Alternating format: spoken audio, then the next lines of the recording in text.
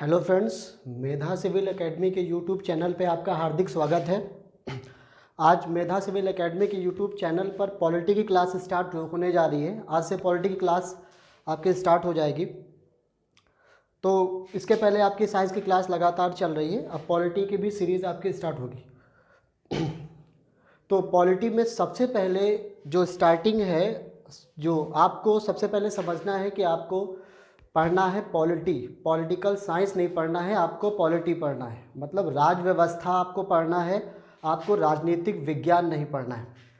तो चूँकि भारत का संवैधानिक इतिहास, आज का जो आपका सेक्शन रहेगा भारत का संवैधानिक इतिहास या कॉन्स्टिट्यूशनल डेवलपमेंट ऑफ इंडिया, तो इसकी जो शुरुआत होगी वो रेगुलेटिंग एक्ट 1773 से होगी। तो इसके पीछे की एक स्टोरी है छोटी सी, जो आपको जानना बेहद ज़रूरी है, तभी आप इसका बेस समझ पाएंगे। तो स्टोरी में मैं एक कहानी के द्वारा मैं आपको समझाना चाहता हूँ कि रेगुलेटिंग एक्ट 1773 या किस तरीके से भारत का जो संविधान है उसकी शुरुआत 1773 के रेगुलेटिंग एक्ट से मानी जाती है। तो सबसे पहले एक एग्जांपल देकर मैं समझाऊंगा। जैसे कि मान लीजिए कि भारत की एक प्राइवेट कंपनी है रिलायंस। मान लीजिए एक प्राइवेट कंपनी है जिसको कुछ प्राइवेट लोग हैं वही इस कंपनी को चलाते हैं। इस कंपनी ने मान लीजिए कि इसको एक अधिकार दिया यहाँ के प्रधानमंत्री ने 15 साल के लिए कि आप जाइए एज एग्जांपल कि अफ्रीका आप जाइए और अफ्रीका में आप इसका क्या करिए, आप इस आपका एक इंडिविजुअल आपका राइट है कि अफ्रीका में आप जो 15 साल तक उसमें भारत की और कोई कंपनी वहाँ बिजनेस करने के लिए नहीं जाएगी, सिर्फ आप ही वहाँ पर बिजनेस करिए। तो जब ये कंपनी को एक एकाधिकार मिल जाएगा, उस कंडीशन में कंपनी के कर्मचारी, जो रिलायंस कंपनी के कर्मचारी वहाँ अपनी शर्तों के आधार पे वहाँ पर बिजनेस करेंगे, क्योंकि उनको किसी चीज़ से कोई डर तो है नहीं कि कोई और इंडिया की कंपनी वहाँ बिजनेस करने के लिए जाएगी। उस कंडीशन में क्या होगा कि जो भी प्राइवेट सेक्टर की जो कंपनी है जिसका जो मुख्य जो उद्देश्य होता है मैक्सिमम से मैक्सिमम प्रॉफिट कमाना, अधिक से अधिक लाभ कमाना, तो लाभ कमाने के बाद जब वो लोग इंडिया वापस आएंगे, क्या होगा कि अफ्रीका में वो लोग वहाँ पर बिजनेस कर रहे हैं और वहाँ से ज़्यादा प्रॉफिट गेन कर कर जब इंडिया आ रहे हैं तो इंडिया में वो बहुत ज़्यादा पैसे वाले हो जाएंगे। चूँकि इंडिया में डेमोक्रेटिक या लोकतंत्र है, उस कंडीशन में क्या होगा कि अब डेमोक्रेटिक या लोकतंत्र में क्या होता है कि किसी भी व्यक्ति को चुनाव लड़ने का अधिकार है। उस कंडीशन में कंपनी के कर्मचारी क्या करेंगे, जो रिलायंस कंपनी है उसके कर्मचारी क्या करेंगे या रिलायंस कंपनी के जो मालिक क्या करेंगे, वो अपने पैसे के बदौलत अपने व्यक्तियों को या अपने लोगों को वो क्या करेंगे, चुनाव लड़वाएंगे और चुनाव जीतने के बाद उनको लोकसभा में भेजेंगे। अब इस कंडीशन में क्या होगा, लोकसभा में भेजने के बाद अब क्या होगा कि वो अपने शर्तों के आधार पर कोई भी कानून पास करा सकते हैं, चूँकि बहुमत में वो रहेंगे। तो उस कंडीशन में क्या होगा, इंडिया का लोकतंत्र भी खतरे में पड़ जाएगा। लोकतंत्र जब खतरे में पड़ जाएगा उस कंडीशन में क्या होगा, भारत की सरकार अब उसको टेंशन हो जाएगी कि अगर इस तरीके से लगातार रिलायंस कंपनी बढ़ती रही, लगातार वो अपने आप को इन्हेंस करती रही, तो एक समय ऐसा आएगा कि भारत में भी एक प्रॉब्लम क्रिएट हो जाएगी। जिस तरीके से ये किसी देश में करती है वैसे भारत में भी प्रॉब्लम लगातार क्रिएट होगी। अब भारत का लोकतंत्र का अस्तित्व खतरे में पड़ जाएगा, भारत में जो भी लोकतांत्रिक सोच है वो खतरे में पड़ जाएगी। उस कंडीशन में क्या होगा, इंडियन गवर्नमेंट को अब कुछ काम करना पड़ेगा इस रिलायंस कंपनी को लेकर। ठीक यही होता है ईस्ट इंडिया कंपनी के साथ में। मैं शॉर्ट फॉर्म में समझाना चाहूँगा। ईस्ट इंडिया कंपनी एक प्राइवेट कंपनी थी। 1600 ईस्वी में महारानी एलिजाबेथ जो थी, उन्होंने एक अधिकार, एक चार्टर एक्ट दिया कि आप जाइए और पूर्वी देशों के साथ बिजनेस करिए जाके, और कोई कंपनी इंग्लैंड की यहाँ आकर बिजनेस नहीं करेगी। उस कंडीशन में अब ईस्ट इंडिया कंपनी भारत आएगी, जो कि एक प्राइवेट कंपनी है। जो मैंने स्टोरी बताई है उस स्टोरी से आपको रिलेट करिएगा। तो ईस्ट इंडिया कंपनी इंडिया के साथ बिजनेस करती है और यहाँ से मैक्सिमम प्रॉफिट गेन कर कर ये अपने देश इंग्लैंड में जाती है। इंग्लैंड में जाने के बाद इंग्लैंड की पॉलिटिकल सिस्टम को डिस्टर्बेंस करना शुरू करती है, वहाँ डिस्टर्ब करती है, वहाँ के चुनाव में अपने लोगों को खड़ा करती है, वहाँ के चुनाव को पैसे के बदौलत या अपने पैसे के दम पे वहाँ के चुनाव को डिस्टर्ब करती है। इस कंडीशन में वहाँ का लोकतंत्र खतरे में पड़ गया। तो जब लोकतंत्र खतरे में पड़ गया, दूसरी तरफ इंग्लैंड के कुछ और व्यापारी कंपनियां थीं, उनकी भी इच्छा थी कि हम भारत के साथ व्यापार करें या पूर्वी देशों के साथ व्यापार करें। तो उस कंडीशन में समस्या हुई ईस्ट इंडिया कंपनी को लेकर कि इस पर कंट्रोल करना बहुत ज़रूरी हो जाएगा। तो उस स्थिति में क्या होता है कि वहाँ की जो सरकार होती है ईस्ट इंडिया कंपनी पर कंट्रोल करने के लिए क्या करती है कि एक्ट लाती है, रेगुलेटिंग एक्ट 1773। देखिए, आपको जो पॉलिटी या संविधान पढ़ना है तो इसको पढ़ते समय आपको हिस्ट्री से कोरिलेट करना होगा। जैसे आपको पता है कि प्लासी का जो वार हुआ था 23 जून 1757 को, प्लासी के वार के आधार पे ईस्ट इंडिया कंपनी ने भारत पर अपना प्रभुत्व स्थापित किया। और उसके बाद जो बैटल ऑफ प्लासी के बाद आपका बक्सर का युद्ध जो होता है 1764 में, बक्सर के युद्ध में क्या होता है कि पूरी तरीके से इंडिया पर अब किसका शासन होगा, ये चीज़ क्लियर आउट हो जाता है। उस स्थिति में 1757 के बाद, अब देखिए कितना कम टाइम था, 1757 के बाद जिसको 1600 में जिसको एक राइट दिया गया कि आप जाइए पूर्वी देशों के साथ व्यापार करिए जाके, तो क्या ज़रूरत पड़ गई कि रेगुलेटिंग एक्ट लाना पड़ा ईस्ट इंडिया कंपनी को कंट्रोल करने के लिए। तो कंट्रोल करने का मतलब, तो यहाँ पर आपको दो चीज़ें समझना होगा कि भारत पर जो शासन हुआ, भारत पर शासन एक प्राइवेट कंपनी ने भी किया और इंग्लैंड या ब्रिटिश क्राउन ने भी किया। तो इंडिया का जो कॉन्स्टिट्यूशन आप पढ़ेंगे तो इंडिया के कॉन्स्टिट्यूशन में एक प्राइवेट कंपनी का भी छाप पड़ता है और एक ब्रिटिश क्राउन का भी छाप पड़ता है, और इन्हीं दो का एक इफ़ेक्ट पड़ता है कि आपका जो संविधान आपका बनकर तैयार होता है 26 नवंबर 1949 को जो संविधान बनता है, तो उस पर कहीं ना कहीं ईस्ट इंडिया कंपनी और जो ब्रिटेन की जो ब्रिटिश सरकार थी, तो दोनों का ही इफ़ेक्ट रहता है। तो हम लोग फर्स्ट हाफ में क्या पढ़ेंगे, जब ईस्ट इंडिया कंपनी भारत पर शासन करती है तो शासन करने के कॉन्सेप्ट में क्या क्या चीज़ें आती हैं। तो क्या होता है कि ईस्ट इंडिया कंपनी पर जो मैंने का स्टोरी बताई कि कंट्रोल करना बहुत ज़रूरी हो गया, उस स्थिति में क्या हुआ कि 1773 में रेगुलेटिंग एक्ट आया। देखिए, मैंने मैप भी बना दिया है। आपको सबसे पहले समझना होगा कि जैसे कि बंगाल वाला एरिया आपका यहाँ पर बंगाल का एरिया है, आपका यहाँ पर बम्बई का एरिया है, और आप नीचे आ जाएंगे यहाँ पर मद्रास का एरिया है।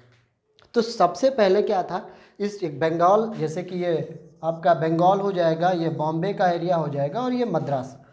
तो ईस्ट इंडिया कंपनी में सबसे पहले क्या किया गया कि एक रेगुलेट किया गया। तो रेगुलेट करने के लिए क्या किया गया कि एक सीक्रेट कमेटी के द्वारा क्या हुआ, इस एक्ट को लाया गया। इस एक्ट में क्या चीज़ बोला गया, सबसे पहले क्या था कि जैसे कि भारत के क्षेत्र को 3 भागों में या 3 प्रेसिडेंसियों में डिवाइड कर दिया था यहाँ की कंपनी ने या गवर्नर ने। जैसे कि इस पूरे बेल्ट का जो शासन होता था ये बंगाल के गवर्नर के द्वारा होता था, ये बम्बई वाला जो शासन होता था जितना डायरेक्ट उनके अंडर में था वो आपका बॉम्बे का जो गवर्नर था, और इस एरिया का जो गवर्न करता था वो मद्रास का गवर्न करता था। तो तीनों अपने अपने इलाके में अलग अलग क्या करते थे, अब कानून बना सकते थे, वहाँ के पॉलिटिकल चाहे वहाँ का इकोनॉमिक सिस्टम वो खुद तैयार कर सकते थे। लेकिन अब इस एक्ट में क्या किया गया, जो बंगाल का जो गवर्नर था उसको क्या किया गया, तीनों प्रेसिडेंसियों का, जिसको बंगाल, मद्रास और बॉम्बे, तीनों प्रेसिडेंसियों का क्या कर दिया गया, गवर्नर जनरल बना दिया गया। कॉन्सेप्ट थोड़ा समझिएगा, तीनों प्रेसिडेंसियों का गवर्नर जनरल बना दिया गया। अब गवर्नर जनरल का मतलब क्या हो गया कि जो बंगाल का जो गवर्नर होगा अब उसके अंडर में बॉम्बे का क्षेत्र और मद्रास प्रेसिडेंसी, इन दोनों का क्षेत्र इसके अंडर में आ जाएगा। उस कंडीशन में क्या होगा, इसी के लॉ या जो भी लॉज होंगे या इसका जो भी अधिकार होगा, अब वो उसी के अंडर में इन दोनों गवर्नर्स को काम करना होगा। इसीलिए क्या कहा गया, बंगाल के गवर्नर को क्या बोल दिया गया, अब गवर्नर जनरल कहा गया। और वॉरेन हेस्टिंग्स पहले ऐसे व्यक्ति थे जो कि बंगाल के गवर्नर जनरल बने। कई बार इनको भारत का गवर्नर जनरल बना कह दिया जाता है, लेकिन बंगाल का गवर्नर जनरल रहेगा लॉर्ड विलियम बेंटिक जो थे, वो भारत के पहले गवर्नर जनरल थे। तो वो आगे आपको मैं बताऊंगा।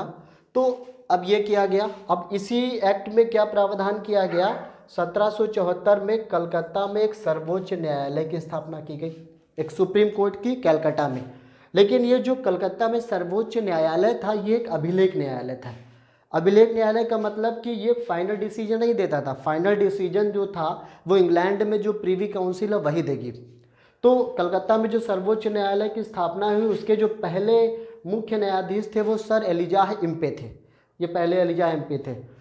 अब देखिए किस तरीके से ईस्ट इंडिया कंपनी पर कंट्रोल किया जाएगा। वो सेक्टर कंट्रोल किए जाएंगे जहां से ईस्ट इंडिया कंपनी में लगातार करप्शन बढ़ रहा है और जिसकी वजह से इंग्लैंड भी इफेक्ट हो रहा है। तो ईस्ट इंडिया कंपनी के निजी व्यापार तथा भारतीय लोगों से जो ब्राइब या रिश्वत लेते तो उस पर कंट्रोल किया गया, लेकिन यह एक्ट ज़्यादा सफल नहीं हो पाया। इसके बाद एक एक्ट और लाया गया 1781 में, एक्ट ऑफ सेटलमेंट लाया गया, जो कि ज़्यादा इंपॉर्टेंट है नहीं। तो एक्ट ऑफ सेटलमेंट के बाद एक नया एक्ट और लाया गया 1784 का चार्टर एक्ट। देखिए इनको चार्टर एक्ट इसलिए बोलते हैं क्योंकि ये इंग्लैंड की महारानी के द्वारा दस्तखत किए होते थे, वही जारी करती थी, इसलिए इनको चार्टर एक्ट या राजलेख बोल देते हैं। तो 1784 का जो चार्टर एक्ट आया, ये चार्टर एक्ट का काफ़ी ज़्यादा प्रभाव पड़ेगा आपका भारतीय संविधान में या कहीं ना कहीं ईस्ट इंडिया कंपनी की शक्तियों को कंट्रोल करने में। तो चार्टर एक्ट जो 1784 का जो चार्टर एक्ट है इसमें कुछ बातें बोली गई, जैसे कि इंडिया का जो क्षेत्र था उस क्षेत्र को बोला गया ये किसी कंपनी का क्षेत्र नहीं है, आज से यह क्षेत्र ब्रिटिश राज्य के क्षेत्र के नाम से जाना जाएगा। यह क्षेत्र ब्रिटिश राज्य या ब्रिटिश क्राउन का पहला वैधानिक दस्तावेज या उसके अंडर में जाना जाएगा। तो सीधी सी बात है, जब इंग्लैंड या जो ब्रिटेन है उसके अंडर में कोई चीज़ जब जानी जाएगी उस कंडीशन में क्या होगा। फिर अगली चीज़ है, अब कंपनी में क्या हुआ, एक बोर्ड ऑफ कंट्रोल की ओर, जैसे कि बोर्ड ऑफ डायरेक्टर था जो कि कंपनियों की एक निदेशक मंडल थी, ये क्या थी, इंग्लैंड में थी, और यही ईस्ट इंडिया कंपनी का बोर्ड ऑफ डायरेक्टर या निदेशक मंडल जो कि कंपनी को रेगुलेट करता था, जो कि प्राइवेट कंपनी थी। लेकिन अब क्या हुआ, इंग्लैंड की सरकार ने एक और बोर्ड ऑफ कंट्रोल या नियंत्रण मंडल को भी स्थापित कर दिया। अब क्या है कि भारत में जो भी गवर्नर जनरल है अब वो दो के अंडर में आ गया, किसके, बोर्ड ऑफ डायरेक्टर के अंडर में और बोर्ड ऑफ कंट्रोल। अब दो लोग, समझिएगा ध्यान से, दोनों लोग भारत के गवर्नर जनरल को अब गवर्न करेंगे या कंट्रोल करेंगे। तो कहीं ना कहीं इसको द्वैध शासन बोल देते हैं कि भारत में एक द्वैध शासन की स्थापना हो गई, जो कि जब 1857 की क्रांति होती है, 1857 की क्रांति के बाद भारत के संपूर्ण क्षेत्र को ब्रिटेन के अंडर में कर दिया जाता है। उस कंडीशन में क्या हुआ कि ये बोर्ड ऑफ डायरेक्टर और बोर्ड ऑफ कंट्रोल दोनों को समाप्त कर दिया जाएगा, जो मैं आगे बताऊंगा आपको। अब क्या हुआ, कर्मचारियों के उपहार लेने पर पूर्ण रूप से प्रतिबंध लगा दिया गया कि जो कंपनी के जो कर्मचारी हैं वो भारतीयों से किसी भी तरीके से कोई रिश्वत नहीं लेंगे। ठीक, तो यहाँ पर क्या आपको इस पॉइंट को ध्यान देना है, जो मैंने ये पॉइंट बताया कि कंपनी के व्यापारिक मामले और राजनीतिक मामलों को अलग कर दिया जाता है। व्यापारिक मामले जो थे वो यथावत बोर्ड ऑफ डायरेक्टर या निदेशक मंडल के अंदर में रखे गए, लेकिन जो राजनीतिक मामले थे कि किस देश के साथ युद्ध करना है, किसके साथ संधि करनी है, इस तरीके के मामलों के लिए इंग्लैंड की सरकार ने या इंग्लैंड की जो महारानी ने एक नया बोर्ड ऑफ कंट्रोल या नियंत्रण मंडल इसकी स्थापना कर दी।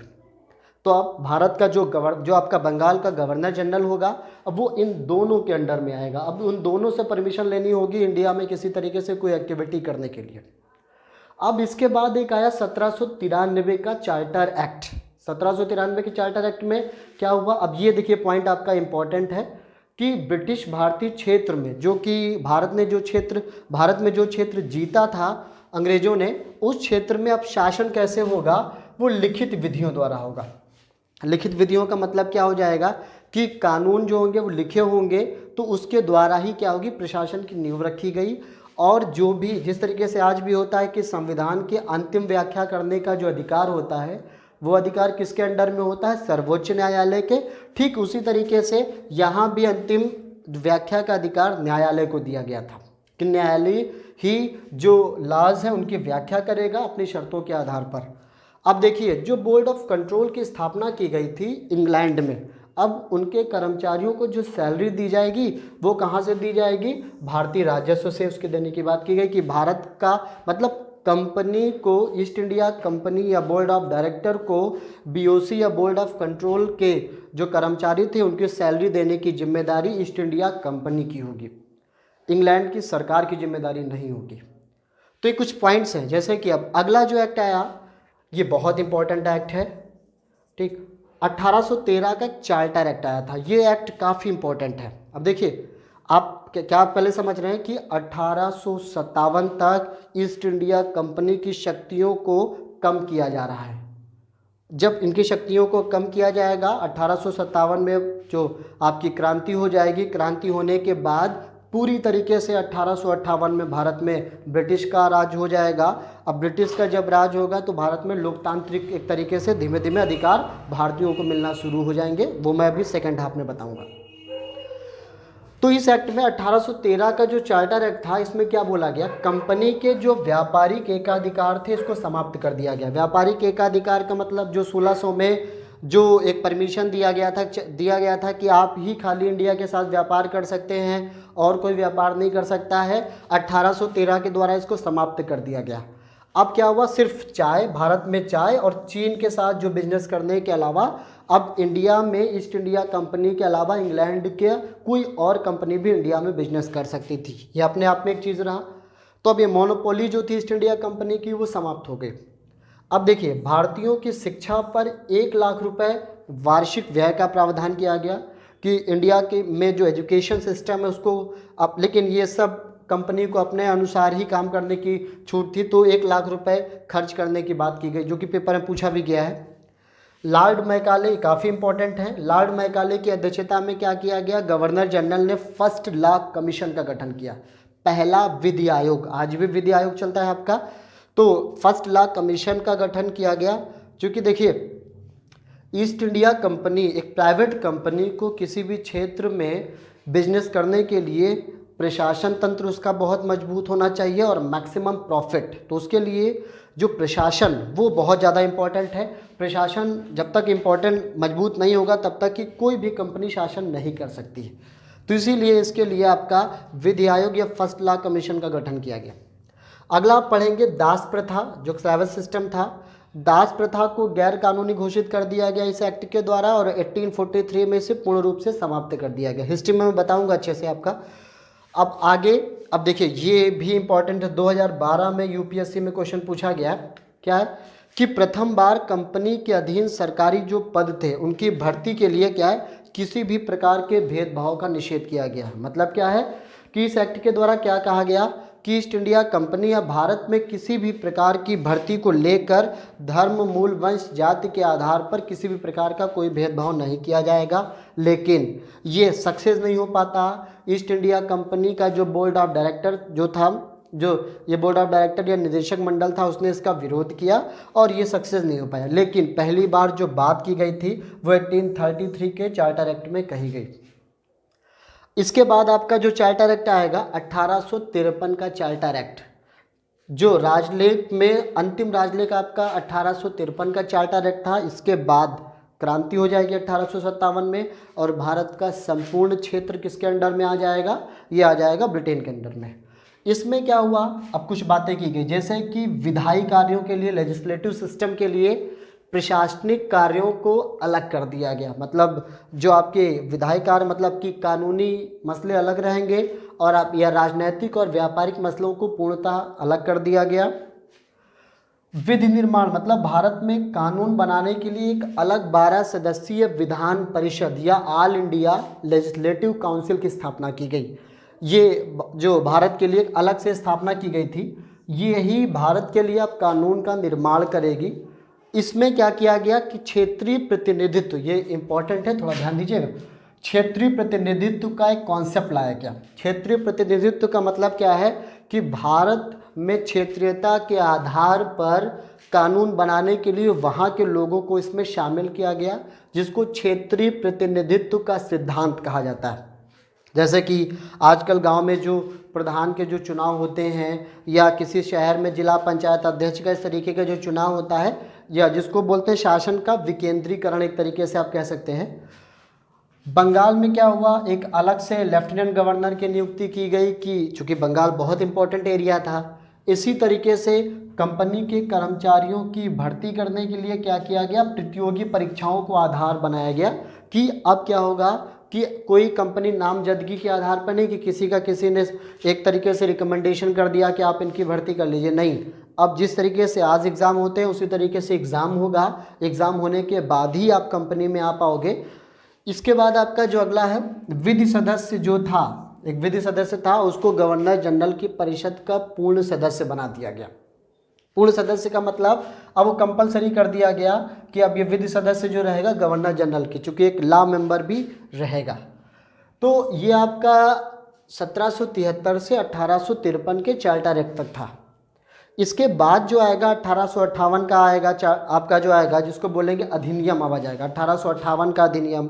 फिर आपका उसके बाद 1861 का आ जाएगा, 1892 का आ जाएगा, फिर उसके बाद आपका 1909 का आएगा, 1919 का आ जाएगा, 1935 का आएगा, 1947 का आएगा। तो ये फर्स्ट हाफ है। आप देखिए भारत का संवैधानिक विकास पढ़ रहे हैं कायदे से। तो भारत का संवैधानिक विकास जो है वो जब भारत आपका आज़ाद होता है 14-15 अगस्त 1947, तो उसके पहले से आपका चलना चाहिए।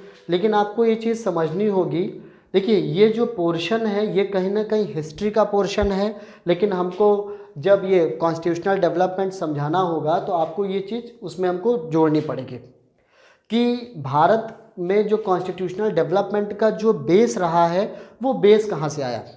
तो मोटा मोटा मैं कुछ चीज़ें आपको समझाता हूँ जिसमें से आपको चीज़ें क्लियर हो जाएं। देखिए अगर हिस्ट्री या पॉलिटी आप पढ़ रहे हैं तो दोनों को कोरिलेट कर कर पढ़ना, जो चीज़ मैंने पहले बोली। तो सबसे पहले क्या समझना है कि ईस्ट इंडिया कंपनी पर सबसे पहले क्या होगा, कंट्रोल किया जाएगा। अब ये कंट्रोल जो किया जा रहा है इंग्लैंड सिर्फ इसलिए कर रहा है कहीं ना कहीं इंग्लैंड का जो लोकतंत्र है वो खतरे में ना पड़ जाए, वरना उसको इससे कोई लेना देना नहीं था। तो ईस्ट इंडिया कंपनी पर कंट्रोल लगातार किया जाएगा। ईस्ट इंडिया कंपनी की शक्तियां लगातार कम होंगी। जब ईस्ट इंडिया कंपनी की शक्तियां लगातार कम होंगी, इधर क्या होगा, भारत का मध्यम वर्ग होगा या भारत का बुद्धिजीवी वर्ग होगा, वो क्या करेगा, अपने अधिकारों की मांग करेगा। उसी क्रम में जब अधिकारों की मांग करेगा तो इस तरीके से क्या होता है, धीमे धीमे ईस्ट इंडिया कंपनी की शक्तियाँ पूरी तरीके से कंट्रोल में आ जाती हैं और अंततः 1858 से फिर जैसे मैंने जो बोला वो धीमे धीमे क्या होगा, भारतीयों को उनके अधिकार मिलते जाएंगे।